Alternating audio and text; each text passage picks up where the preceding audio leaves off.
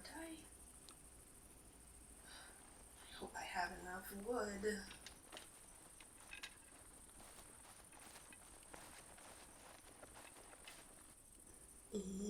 Why the heck is this thing on? No one is supposed to be here yet. Oh, there you are. Hello, if you can hear me, sit tight. I'm not quite ready, but almost there. Hold on. Gotta set up the connection. Wait for it.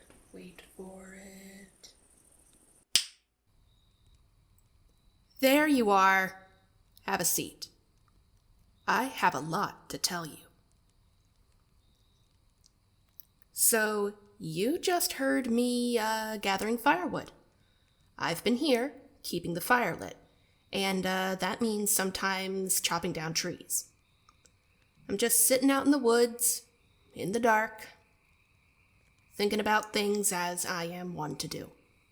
Nothing new. But now that you're back, I have a question for you. What's your favorite dinosaur? Let's be honest with ourselves. Everybody likes dinosaurs.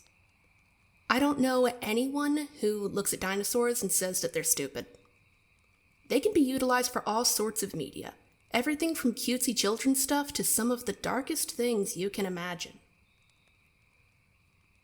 These creatures from a bygone era have been the inspiration behind everything from dragons to frickin' Godzilla. Even in our modern age of surveillance and technology, we always come back to dinosaurs. They're everywhere, even if they're dead. I was obsessed with dinosaurs as a kid. I still like them today. As a kid, my favorite was the Brachiosaurus, and now that I'm an adult, I guess, my favorite is the Tyrannosaurus Rex. Hell of a change, don't you think? It shouldn't be a shock considering I used to watch the original Jurassic Park on VHS back in the day. The only time that thing was off was when I was rewinding the tape. I mean, it was that, or one of the many, many Land Before Time sequels recorded off of the TV. One of my best memories was going to a dinosaur exhibit at the mall where my grandparents lived. There were tons of pictures taken that day, and I distinctly remember all sorts of cool things that you could do with the exhibits. You could control an animatronic Pachycephalosaur, you could see a replica of the bone structure of a Parasaurolophus's head, and the possible noises that it could make. There was a fight between a Stegosaurus and a Velociraptor that was looped so that they were constantly moving and making noise and staring soullessly into space like reanimated corpses. You could also sit on a statue of a T-Rex and get your picture taken. That was nice. Don't get me wrong, though. I love animatronics. I love puppets. I love statues. I had a Five Nights at Freddy's phase, and now I quietly observe from where I sit, and yes, the puppet is my favorite. I'm damn near obsessed with Welcome Home, and yes, Wall-E is my favorite. Hell, considering my first foray into this type of content was yelling about supporting a tiny stop-motion animation horror web series called Cranberger's Guide, it is safe to say that I also love stop-motion animation. Fireball forever. The imitation of life is such a common concept to play with in horror. Puppets and animatronics that are not supposed to be alive, but sometimes possession or magic or even science can bring these things to life, at least in the world of fiction. Don't worry. Weeping angels don't exist. Puppets can't move without a handler, and most modern animatronics are bolted down to something solid. It's one thing for something that was never alive to become alive. What about something that's not quite the flip side of that, but damn close? and kind of funny when you think about it. Okay, let me pitch you a kind of silly concept. People getting turned into dinosaur statues. Not dinosaurs, not dinosaur robots, but dinosaur statues, like the ones you'd find at roadside attractions on long road trips. If someone told me that was their concept for a horror story, I'd be far beyond dubious. I'd even be shocked if they could pull off something that made me even a tiny bit uncomfortable. And then I found hollow birds, and promptly ate my words.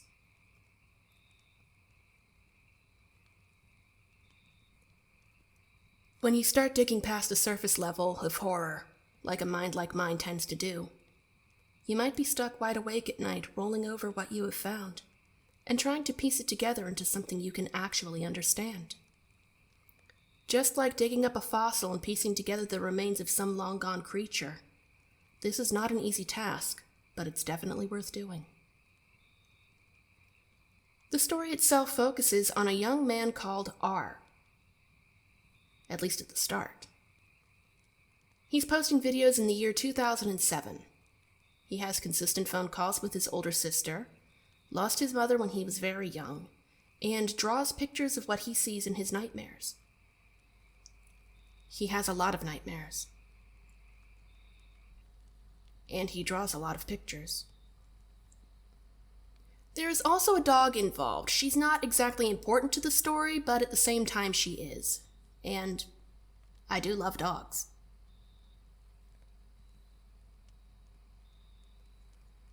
And despite what his sister has been telling him, R knows something is in the woods.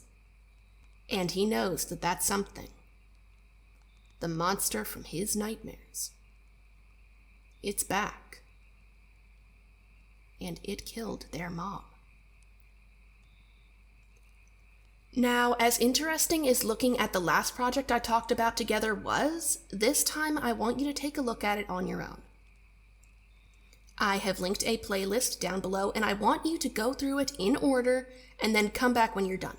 It's roughly an hour long, give or take a couple of minutes.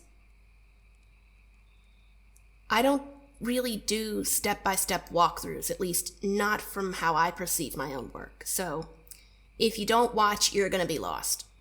Unless you're just here to hear me talk, in which case, no comment. So I won't be going with you, but I will be waiting right here for when you get back. Don't worry. I'll be waiting. There we go. That wasn't so bad, right? You handled it perfectly. There we go. Back to the fire, back to the woods. All right, let me just throw another log on. I gotta keep it lit. I think I've got enough wood. Anyway, that is much better, and the smoke keeps the bugs away. Now, Alex, the man behind this series, he also created an adaptation of Ted the Caver, which if you don't know about it, you must be new here. It's a classic creepypasta. Now, Alex knows how to pull off something scary on a limited budget, and it shows. He trusts us as the audience just enough to suspend our disbelief, and because of the quality of his work, we can. Also, he's got some solid acting chops. I hope he flexes them again. These monsters that were once people, this beast that was once a mother, that man who was always a monster, and the people who were complicit in allowing him to wreak havoc on others. Suddenly, people being turned into dinosaur statues isn't such a silly concept. Although it might have to do with the right person getting their hands on such a strange concept and doing what he does best. Can we talk about the special effects that were used in this series? Because holy shit! There's only one instance of CGI in the entire thing, and it's this. That's it. The T-Rex eye moving and looking over, Everything else was practical. Everything. Alex dedicated a good chunk of time and effort to learning and perfecting the practical effects that you see in hollow birds. He got other people involved just by asking questions. That guy who got ripped in half? Yeah, this one? They literally just dug a hole and stuck his legs into the hole. Talk about dedication to your craft. You gotta dig to find dinosaurs, and he buried a friend for a horror story about dinosaurs. Those statues are from a dinosaur park in South Africa, where Alex lives. Alex asked the owner if he could film in the park, and the owner of the park said yes. Do you have any idea how cool that is? That he just went, hey, can I film some stuff in your park? And the park owner going, yeah, go for it. That's so cool. I wonder if the owner of the park has actually seen hollow birds. You tie in how good the effects look with just how creepy and dark the story is, it works. There's enough room left for your brain to fill in the gaps, and that is what makes horror so fun. Leave the gaps there so that the person experiencing the horror story can fill it in on their own and scare the shit out of themselves. Dinosaurs don't look how they look in the park. But that adds to it. Of course they're going to look weird. These things used to be human. Check out Spinosaurus when it was first discovered, and then compare it to what we believe it looks like today. The way dinosaurs look is constantly changing, be it their posture or gaining feathers. They may be dead, but they haven't stopped evolving. Man, what a dark little project to sink our teeth into. Twisted experiments, loss of life, loss of limb, horrible ideas given horrible life. Man, it really does make you sit back and think.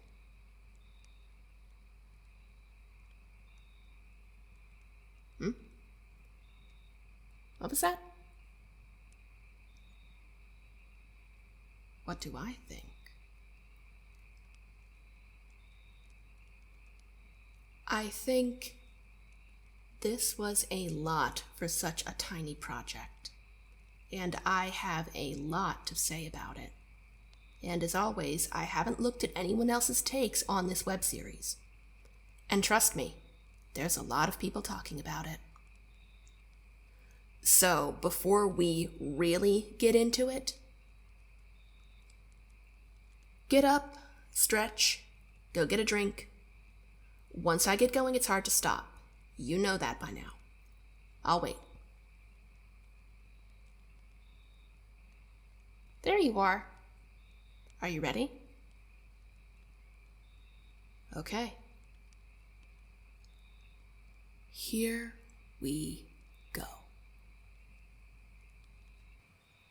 In Greek mythology, the story of Prometheus is the story of how humanity gained fire.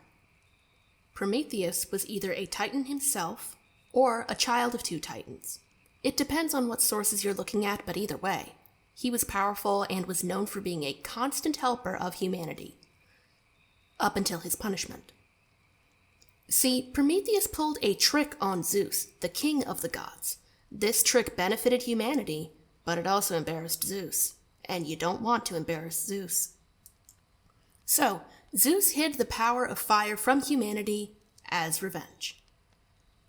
But humans couldn't really get anywhere without the power of fire, and Prometheus had been helping humans for a very long time. So, Prometheus stole fire from Mount Olympus and gave it to humanity. This resulted in Prometheus being punished with being chained to a rock to have his liver torn out by an eagle. And because he was not mortal, his liver would regenerate, and he would have it ripped out in Perpetua. This is an extremely condensed version of the myth, so please forgive any inaccuracies or details that I might have missed in that regard. The Greek poet best known for the story of Prometheus is Hesiod, so if I'm not cutting it, maybe give him a look. However, when it comes to Greek poets, you're probably more familiar with the works of Homer. Homer was the Greek poet behind the Iliad and the Odyssey. If you went to an American public school, you likely had a brush with the Odyssey at some point. And if you've been on the internet at all in the last 3 years, you've probably heard of at least one snippet of Epic the Musical, which is based on the Odyssey. I'm saying you'd have to be living on the moon to not know about the Odyssey. Now, there has been some debate on whether or not Homer actually existed. Clearly, someone wrote down the Iliad and the Odyssey, but the main debate is whether or not Homer was a singular person or a group of people. It is possible that these two epics were not created by a singular person or even a group of people, but just a huge culmination of generations of oral tradition coming together, being pieced together by people over a period of time as something tangible and shareable by having it written down.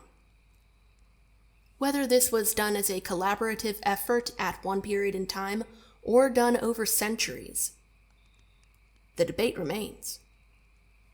Homer never being a real person makes about as much sense as him being a real person. Humans are funny like that. For all the help that Prometheus gave humankind, it doesn't stop the fact that humans at their core can be incredibly creative and horribly twisted. Sometimes that twistedness is what's needed for progression, especially in the scientific and medical fields. Years ago, when I was still a human myself, I took a college course in bioethics. It took until college for me to learn about the horrors that were the Tuskegee experiment. I'm not going to censor this, because censoring what happened will not help you understand. I will say that the version I'm about to give you is a condensed version of the experiment. The Tuskegee experiment took place at the Tuskegee Institute in Alabama, stated to be a study on untreated syphilis in African American men. These men were mostly sharecroppers, which is defined by the Cambridge Dictionary as a farmer who rents land and who gives part of his or her crop as rent. These men were woefully undereducated and were lied to about the experiment. They were promised free health care if they participated. 600 men were part of the study, 399 with syphilis and 201 without. To get a full view of the progression of the disease, the researchers in charge of the study gave no effective care to the participants. And while the American government did try to make up for what happened with free services and a class action lawsuit in the 70s, it does not justify, repair, or erase the amount of suffering that happened. And there was a lot of suffering. The impoverished were targets in this study. But there's always an easier target. Let's switch gears a little bit. Dr. Wendell Johnson wanted to do an experiment to see if stuttering could be induced in children through negative speech therapy. He himself had a stutter growing up, and he wanted to better understand just where stuttering came from. So, Dr. Wendell Johnson went to an orphanage, picked out 22 children between the ages of 5 and 15, split them into 2 groups, and proceeded with his experiment. I think the worst part is that he actually proved his hypothesis.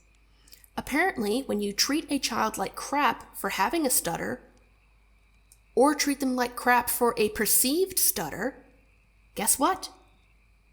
They will develop a stutter. Or, hey, their stutter will get worse. Who'd have thought, right? Now, what about an experiment that actually proved something positive, but still had rather messed up means to get there? Have you ever heard of polio? Yes, you have. We have a fully working polio vaccine created by Jonas Salk. He was so certain of the effectiveness of this vaccine that he tested it on himself and his own children. The self-assuredness of the safety of your experiment aside, your own children? What if it had gone wrong? Why would you put them at risk for that? Your children are supposed to trust you and look to you for safety, and you used them for your own experiments? Amazing results or not, what the hell? There are other times where an opportunity falls into your lap, rather than you pulling it towards you and forcing it to stay still while you pry it apart to see how it ticks. In 1999, an accident occurred at a nuclear fuel processing plant in Japan. After workers placed too much enriched uranium into a fuel tank in order to create fuel rods, a massive nuclear reaction took place and released an uncontrolled amount of radiation. The recipient of this massive dose was a 35-year-old man by the name of Hisashi Oichi. His body deteriorated over the course of 83 days due to radiation poisoning. Parts of him would swell up or turn red, and he constantly complained of being in agony. At one point his heart stopped, and instead of letting him go peacefully with some dignity left, the doctors revived him. Because it wasn't every day that they got to see the results of this level of radiation poisoning firsthand. 83 days of constant pain, agony, organ failure, and a couple of doctors who will not let you go. I can openly admit that I might be biased on this case at least. I may be a robot, but I wouldn't want to go out like that. But this does bring up the effect that radiation can have on the body. Properly dosed and utilized, radiation can be beneficial for fighting certain diseases such as cancer, or just the shrinking of tumors. Now, the doctors didn't just sit Oichi in a bed and stare at him. Oh no. They looked at the chromosomes in samples of his bone marrow. And they found that his chromosomes were so mangled and destroyed due to the radiation that he wouldn't be able to generate new cells. He was screwed no matter what they did. But he still deserved to go out better than how he did. There go my biases again. Now, chromosomes are like a blueprint for the human body. They tell your body and cells what to do, in the same way that a blueprint tells a construction team how to build a building. An extra copy of a chromosome can cause Down syndrome. A missing chromosome can cause Turner syndrome. It's similar to a missing support beam or a door leading to nowhere. And just like a blueprint, your chromosomes, your DNA, everything that you as a human are made of, can be edited. I learned about that at a young age because of a program I watched on Animal Planet that talked about fish being genetically edited to glow in the dark. With animals, it's one thing, but what about with people? Because they do that to people, you know. CRISPR is one way that scientists can edit and alter DNA. This, in and of itself, doesn't have to be dangerous or scary. It's actually been incredibly beneficial for advancing modern medicine. CRISPR is precise and powerful, more so than other forms of gene editing. Just to cure a disease or illness, that's incredible. But here's where it can get ugly. Prevention. What exactly is being prevented? Is it something like the prevention of sickle cell anemia, where the red cells produced by the human body are shaped abnormally and can cause pain, trouble with clotting, and issues with oxygen transport? Well, the idea that that can be changed or eliminated completely with proper editing is kind of amazing, especially if it's prevented from happening in something like an embryo. But prevention is a tricky word in the world of bioethics, because it's one thing to prevent a blood disorder, but it's another to prevent something like, I don't know, autism. And it's another thing if you're trying to change how your baby looks, like making sure your baby is born with brown eyes or red hair. This is the world of the designer baby, where parents can select what traits their child will have. But the idea doesn't stop at aesthetics. Imagine a world where you can create your child from the ground up. Everything from their hair color down to their skin tone. And they are perfectly healthy from the moment they arrive. They don't have any kind of physical or mental disability, because the parents paid top dollar to make sure that those genes were perfectly streamlined. They've got their own little Einstein on the way. But it gets darker from here. It's one thing to prevent something like a disease, and another to pick your child's eye color. But do you know what a donor sibling is? A donor sibling is a child created solely so that their genetic material, like their organs, their marrow, and their blood, can be used to save their older sibling from diseases. Do you understand how horrible it is to birth your own little organ farm? This child was created out of love for the sibling that came before them and is sick. And it is a lot more common than people want to admit. But you've known me long enough to know that I'm not stopping there. No. Gene editing for the sake of curing disease, or gene editing to have a child that looks exactly how you want, or even gene editing to get a donor for the child that you actually care about. Why stop at just humans or animals when you can bring the two of them together? Animal hybrids are nothing new. The Bengal cat, the mule, the liger. All verifiable and well-documented hybrids. House pet, beast of burden, crime against nature, they exist.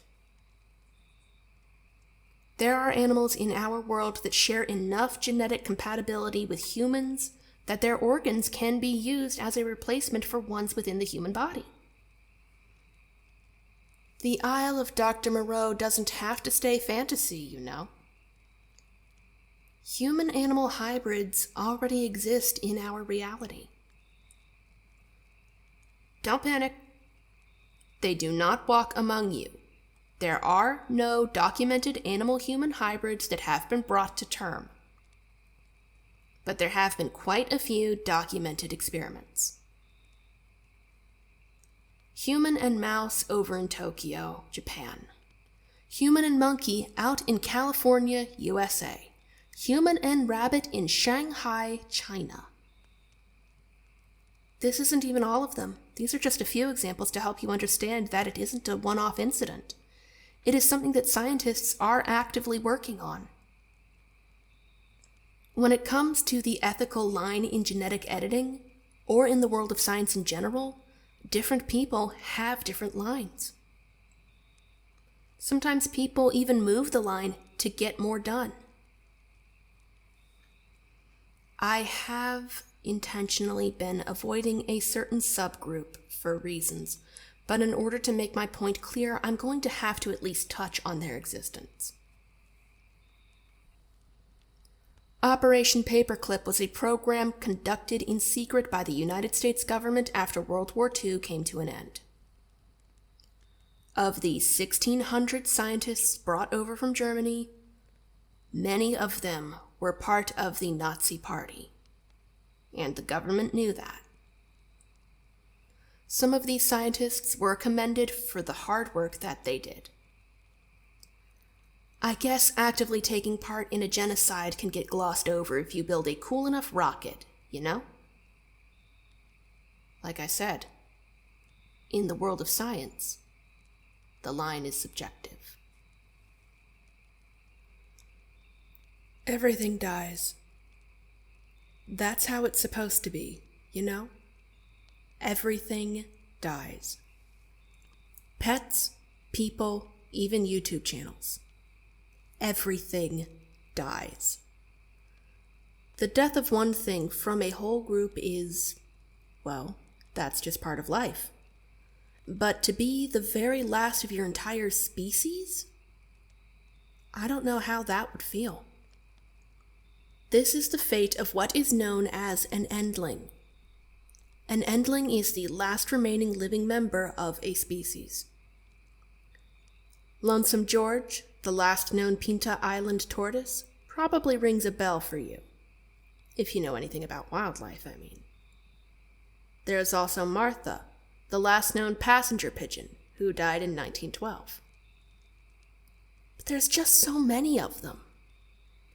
One of the saddest is the Kauai-o'o bird, whose song was last heard in 1987. The last known male of this species, this Endling, this poor creature, he went out singing a mating call that would never be answered. In the case of these three creatures, finding a way to bring them back from extinction might be a good thing. Creatures that lived alongside humanity as we know it. Creatures that flew through the air, tread the ground, just lived their lives. What if there was a way to bring them back?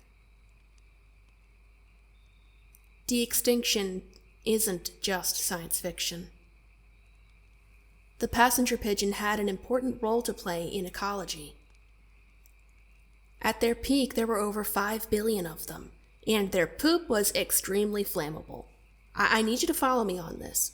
I'm not just bringing up poop for the sake of bringing up poop.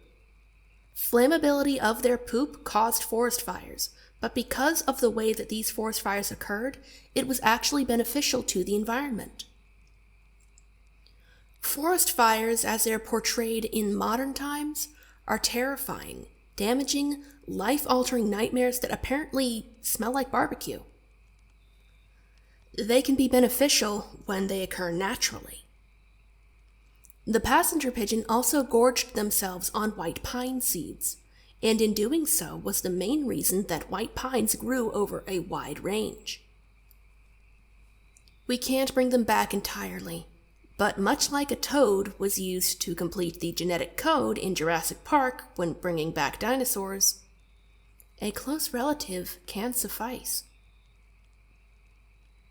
While I can see a place in our world for the resurgence of the passenger pigeon, I cannot say the same thing for something as long gone as the Smilodon or the woolly mammoth. Their time has come and gone. Our world doesn't fit them, and they don't fit our world. There are species that have taken their place in the food chain and in ecology. And bringing them back just to stick them in a zoo? That just sounds like torture with extra steps. Everything dies. And some things need to stay dead. The dinosaurs were wiped out by an asteroid. But it's not that simple. An asteroid roughly 7 miles across slammed into the Gulf of Mexico 66 million years ago. The asteroid struck, and when it did, it triggered tsunamis and earthquakes more devastating than anything modern man can comprehend or survive. The impact of the asteroid was so immense and powerful that an area 115 miles across was completely vaporized on impact. Ash and dirt rained from above. Thick, impenetrable clouds blotted out the sky, dropping the temperature by dozens of degrees, killing off food, plant life, and by the end of it, 80% of all life on Earth. The asteroid wasn't the ending event. It was the first domino to fall, and it fell hard. An interesting fact about asteroids in general is how many of them contain a rare element called iridium. Iridium itself is safe. It's actually used a lot in creating electronics from spark plugs to aircraft engines. But the isotopes that it's comprised of are radioactive. And some of them are used in modern medicine for certain forms of cancer treatment. All that's left of these titans after the asteroid hit are bones. Fossils, actually. A fossil can be made of anything like wood or shells or bones, organic materials. An interesting occurrence among fossils is something called permineralization, which is the infilling of natural pores in organic material by minerals. There's different types of it too. 3 of the big ones are silicification, carbonate mineralization, and pyritization. The infilling of pores with silica is silicification. Carbonate mineralization happens with bones and plant tissue. And pyritization is a replacement of organic materials in certain fossils. Interesting thing to note, at least to me, the common name for pyrite is fool's gold. It's very sparkly, but not nearly as pricey as gold. I wonder what the dinosaurs were thinking when the asteroid hit. I wonder if they were conscious enough to think at all. Back in the 80s, a paleontologist named Dale Russell proposed to the world a thought experiment. What if the meteor that struck and wiped out the dinosaurs didn't hit? What if, alongside humanity, another intelligent biped came to be? Fellow paleontologists did mock the idea when the model of the creature, created by sculptor Rod Seguin, was revealed. But, behold, the Dinosauroid. It is an interesting sight indeed, but it is understandable why fellow paleontologists didn't exactly like the idea. From an artistic standpoint, it's interesting to look at. From a scientific standpoint, it's a fun concept. But just look at this. This thing is creepy. Can you imagine this as a possible bipedal partner alongside humanity? But the concept itself can't be ignored because, at the very least, it's a very interesting thought experiment. With everything that I have just said in mind, are you picking up what I'm putting down?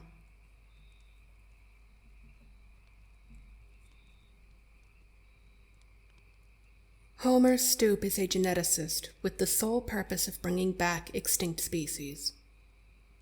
He works under the guise of wanting to bring back things like dinosaurs, but the truth of the matter is he is the endling to a species similar to the Neanderthal, save that it evolved from some sort of dinosaur rather than an ape.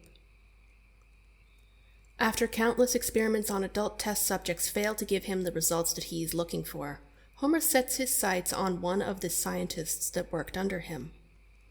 A woman who already had a child from a previous relationship, who was deeply invested in what they were doing at Thricon.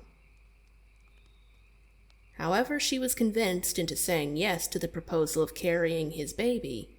She fell pregnant with his child. And unfortunately, at least from Homer's perspective, the child was born looking very, very human, when Homer very much did not. But he could fix that down the line if he really wanted to. Until a time came where he actually needed the little guy, Rex could always be an afterthought. A possibility instead of a focal point.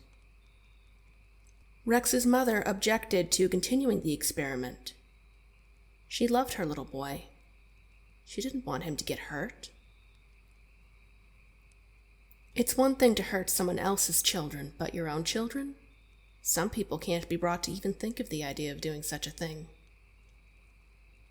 But Homer didn't like that, and punishes her in the best way that he can.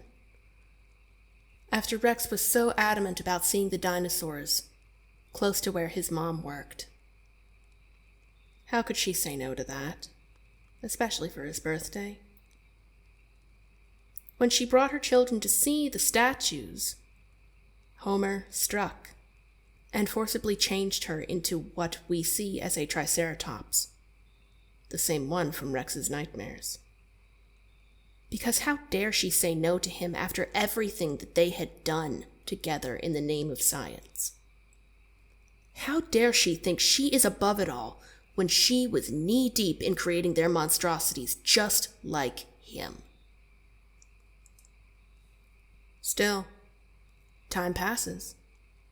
It does that. Rex's older sister worked alongside Homer when she and Rex were both aged out of the orphanage run by Thricon. Everything that her brother told her was reported back to Homer so that he could continue to monitor the experiment from a distance, just in case the backup plan that was Rex decided to become something bigger. But Rex's sister didn't do this out of malice. She did this out of care for her brother, who was getting sicker and sicker by the day in ways that she couldn't help with simple phone calls. Thricon was her best bet, because they grew up there. Both of their medical records were within the facility. If any doctor could know how to help her brother, it would be someone from there. Rex lives in a house that is on property owned by Thricon, but he is unaware of this fact. He's freshly turned 18, enjoys feeding and taking care of the adorable neighborhood dog, and his nightmares are getting worse, and his drawings are getting more gnarled. And there's something in the woods that is painfully familiar, and it is getting closer every night.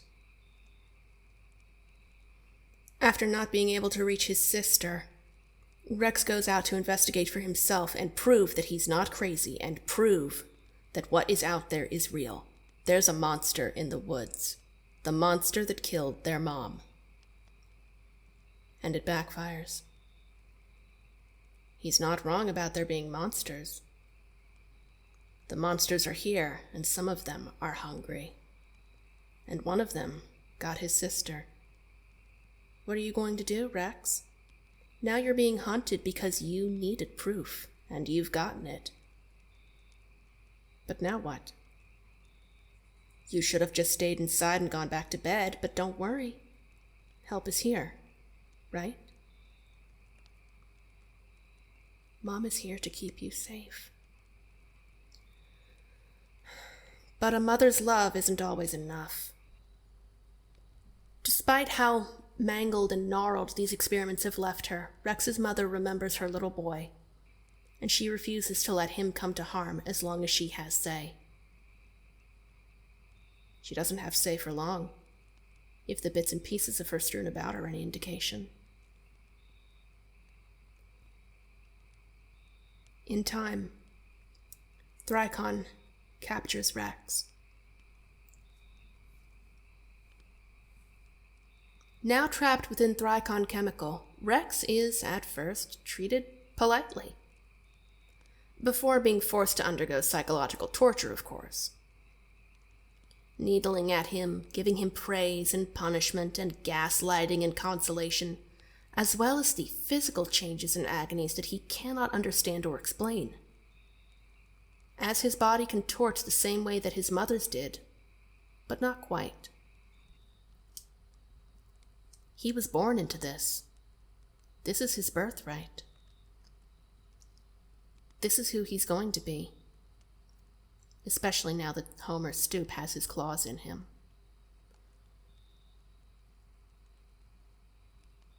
You remember a while back when I mentioned iridium and radiation and chromosomes? I believe that Homer wanted Rex to look a certain way, and when he came out looking completely human, of course he got put on the back burner. But now that he had Rex back under his microscope, he could do exactly as he wished. In order to do so, he utilized DNA extracted from the dinosaur of his choosing, which in this case is a Tyrannosaurus Rex. Now, Homer used his own DNA alongside the T-Rex DNA to make sure that this Rex, his afterthought, his forgotten lab rat, finally looked how he wanted. Maybe if he can get it to stick with Rex, he can get it to stick somewhere else, too. And if Rex takes well enough to the treatments, Rex can be where the DNA comes from next. However, Due to the fossil that the paleo DNA was taken from being affected by iridium as well as being susceptible to pyritization, well, when humans are under enough stress, their bodies tend to undergo some interesting changes. When the stress and the chemicals and the torment finally broke and already shattered Rex, it shattered him permanently.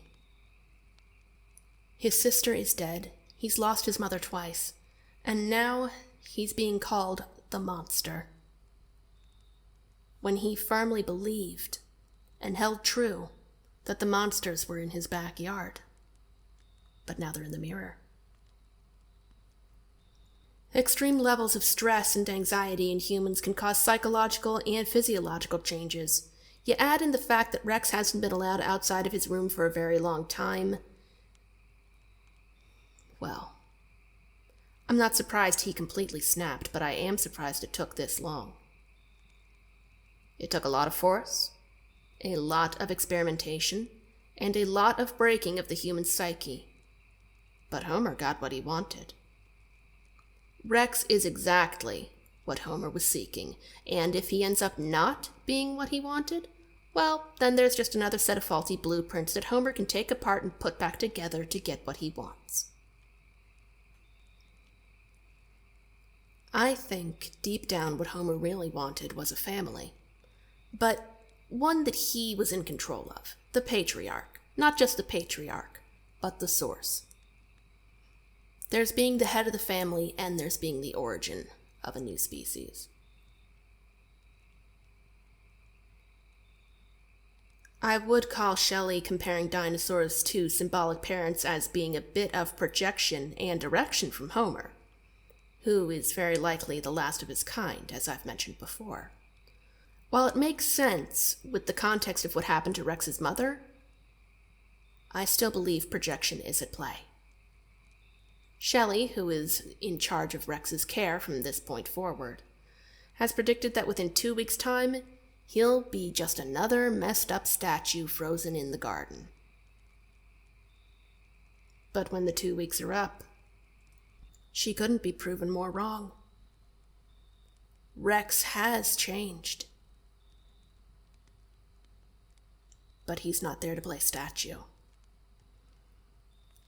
Rex escapes the facility and returns to the park. Once again, hunted like a wild animal as he runs through the darkened park, Rex tears through the darkness, searching for answers and dodging bites, seeking help, seeking safety, seeking anything that isn't being stalked by creatures that are long dead and yet still somehow move and think and watch and stalk. The monsters are here, and this time he's among them. But he's not able to accept that yet. How can he? He's almost as bad off as them. All that running and panic, all the braying and the roaring, it doesn't do Rex any good, because after he falls down a cliff, he wakes up hours later, exhausted but alive. But he's not alone. There he is. Man's best friend. Just this once, something kind and familiar that doesn't bring pain or bad memories. It's the dog that he would feed and take care of from earlier. And unlike poor, disheveled, and destroyed Rex, the dog knows the way back home. But home isn't a building. It's a place in time. And the time has long passed. Bloody handprints, broken glass, tossed toys and childhood trinkets. Rex can't stay. There's nothing to stay for. Rex leaves home for the final time, accompanied by his sister's final confession, the crimes done against them both as children, followed sweetly by his mother's lullaby. Whatever is left of Rex slowly stumbles away, off to where the other monsters live, drawn in by the chimes that could indicate anything from the dinner bell to bedtime. And by the time the crew sent by Thricon to locate him actually finds him, there's nothing left to find. He's gone. Just another sad statue from a bygone era.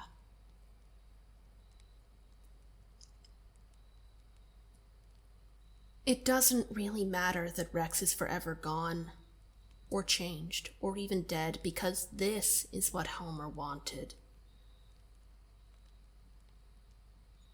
Now that he has seen the effects of starting from the ground up, and then breaking this ground up creation to be what he wants, it can be done. It's not quite there yet, but now he's got another foothold in getting what he wants. Now, with a beautifully formed combination between human DNA and his own DNA, there is a viable chance that more of his species can be reborn, utilizing what is left of Rex to do it. With Homer at the helm, who knows what his incoming inhuman family can accomplish? Homer is not Prometheus. He is not a god, and he is not really a man. He is the unhinged endling to a species that probably should have died out centuries, if not eons ago. He is not a genius. He is a malignant tumor that has been given too much leeway, and no one has enough of a backbone to stop him. Homer Stoop is the real monster in all of this. And despite my obvious disdain for this creature, I don't think he'd disagree with me.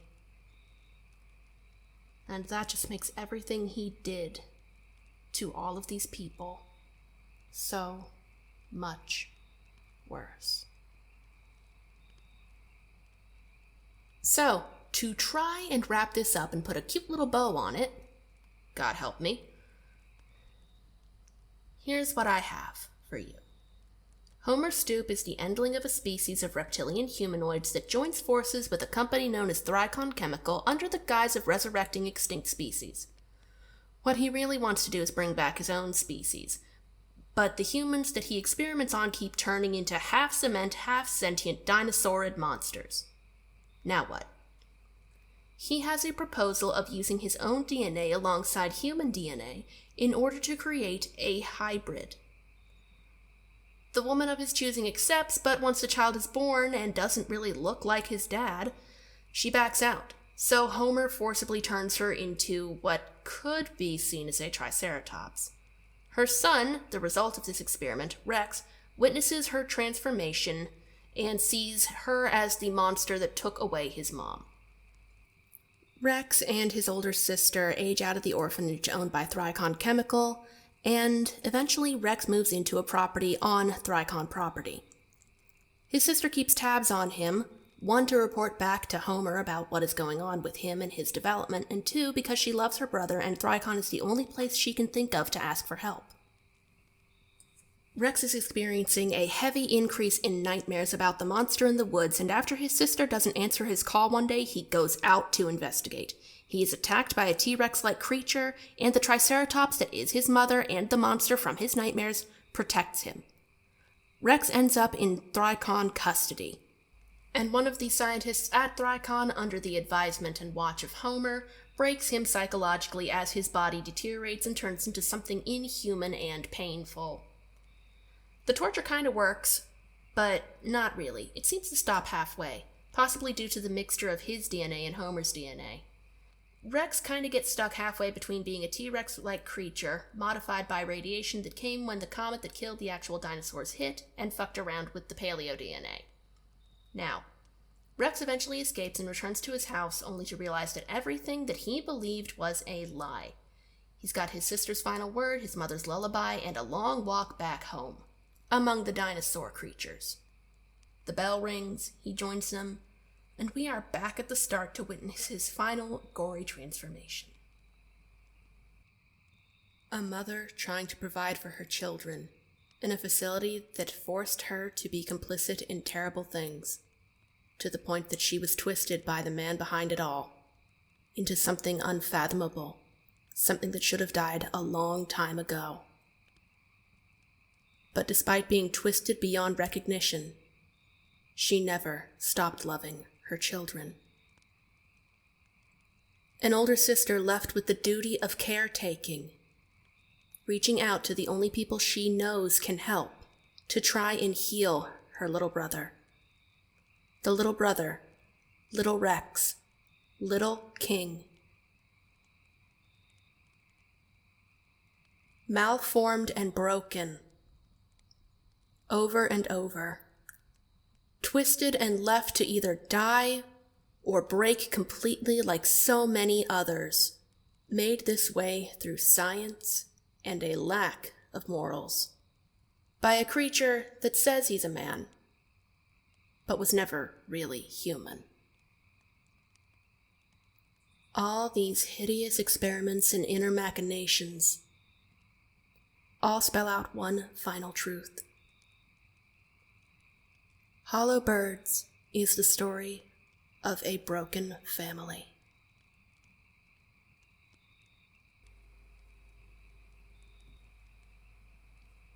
All this being said, I can completely understand why the idea of Homer being an Endling and not just a genetically modified human might seem like a stretch.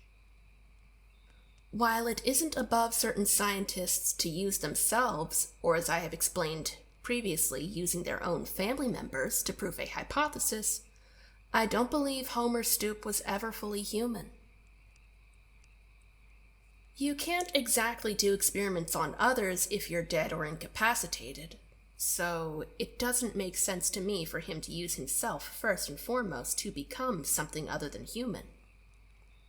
Considering what happens to everyone else who undergoes these experiments, it doesn't make sense to me, at least, that he would do that to himself and risk turning into a statue. One of the bigger tipping points that made me go with this as my angle, there is a clip from the blooper reel / Q&A at the end of Hollow Birds, where Alex is speaking while wearing the false teeth that he used when Rex finally transformed.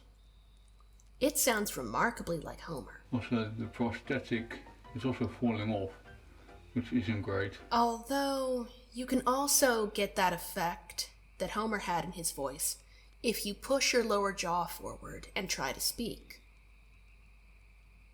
It might possibly be due to his teeth, or an elongated jaw that isn't suitable for human speech but is trying its best. A strange speech impediment and a shifty still photograph may not be enough for you, but for me it was plenty. I could be grasping at straws, but the way I see it, I've struck gold. Or maybe it's just pyrite. Despite all this, there is a part of this entire dark and twisted story that I can't come up with a solid explanation for. Who exactly was uploading these videos? I don't think it was Rex. It doesn't make sense for him to go back through the videos and edit them in such a way to fill them with Morse code. I didn't forget about the Morse code, you know. This is what it says. It's completely possible that Rex cut this in after the fact, but considering how his story ended with him walking out into the woods, it doesn't really make sense for him to do that, and double back, and then cut it together.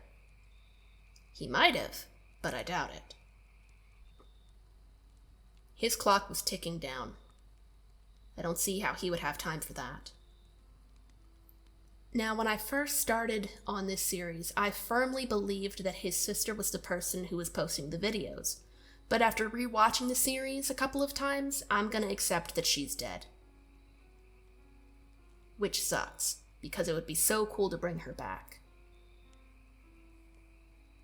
So, is this the end of Hollow Birds? Not exactly. Alex, the man behind the channel and the story, did say in the blooper reel and Q&A that while the story of Rex is over, there's still a very good possibility in the future that he'll eventually come back to the universe that is Hollow Birds.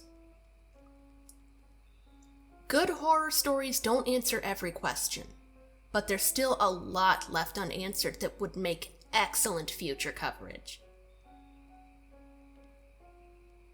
Hopefully, if the time comes where the world of Hollow Birds, Thricon, and Homer resumes, we can have some of those answers. Until then, we'll have to be content with not knowing.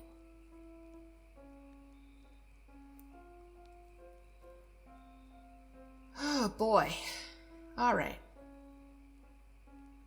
I think I've talked enough for tonight. In fact, I've been going so long that I'm starting to see the sun come up through the trees. I'd love to go with you to make sure you get home okay, but I've got to keep the fire lit. Are you going to be able to make it back on your own? Good. Good. Thank you for coming out to the woods and listening to me chatter about things. I appreciate it more than you'll ever know. Until then, this is... Well, does it really matter who I am or what I'm called? Well, either way, this is me, signing off. I'll see you past sunset. Good night.